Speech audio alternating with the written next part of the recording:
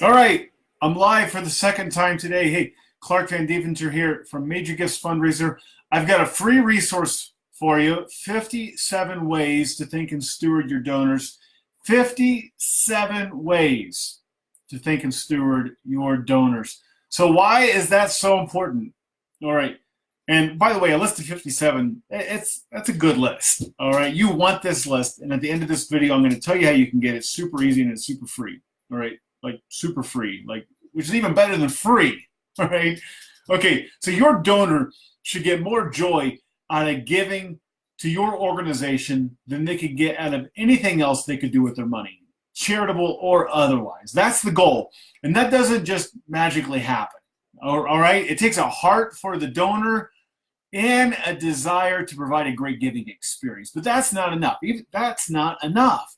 First, we need to establish some systems, all right? Systems, and attention for detail, a methodical approach at doing lots of little things right, all right? I like to say this, many little wows make big wow, all right? I like to challenge fundraisers to do things for your donors that people will still be telling stories about 20 years from now.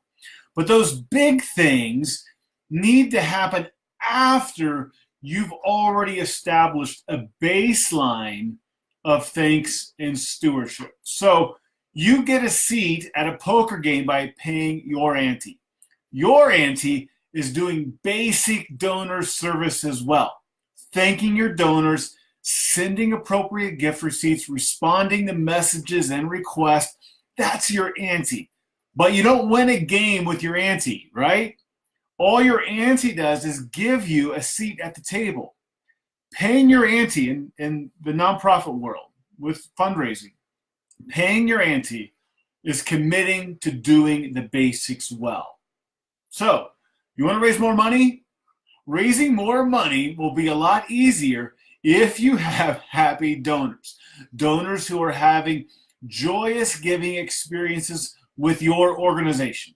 So I used to say that happy donors are a prerequisite to making an ask, but that's not true.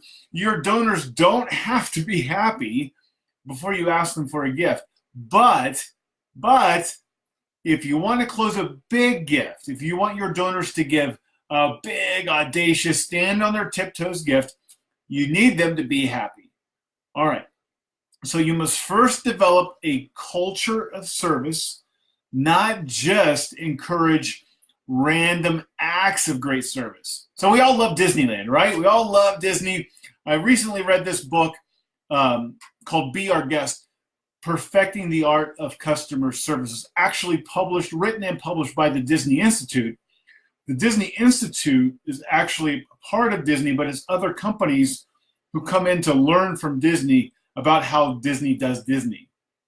And in the book Be Our Guest, there's this line where they say wowing guests, to borrow a word from Tom Peters, means not only meeting these preconceived notions of what a Disney vacation or film or toy should be, but exceeding them in the same way.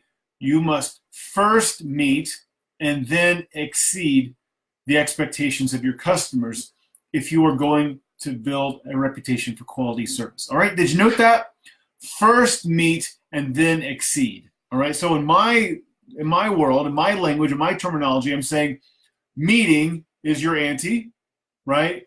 And then once you've paid your ante, how do we exceed customer expectations? All right, so in this book, Be Our Guest, it continues, many companies wow their customers on occasion. The story will be told and retold and perhaps added to corporate lore, but then it's back to business as usual. But it's the plethora of little wows, many of which seem fairly insignificant at the time, on which quality service depends. If the little wows are delivered consistently and continuously, they add up to a big wow. All right? So pay your ante, do the basics well. Then, after that, on that foundation, doing the basics well, then you have an opportunity to really wow your donors. But what I'm talking about are doing the basics well, all right? Providing that baseline of service, doing it consistently, not just playing catch up by doing some big things on occasion, but doing the basics well, all right? We can't overcome missteps with some great act of service. That's not how it works.